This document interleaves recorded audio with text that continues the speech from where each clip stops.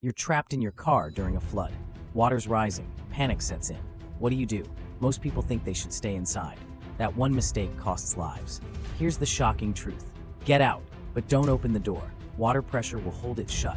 Instead, roll down your window and escape through it. Tip 2. If you're in a high water spot, head to the roof. It's your lifeline until help arrives. You can signal rescuers from there. Finally, keep a small, portable emergency ladder in your trunk. It sounds crazy, but it can save you in dire moments. Time's not on your side. Remember, water is deceptively powerful. Please, share this. Seriously, it could save someone's life.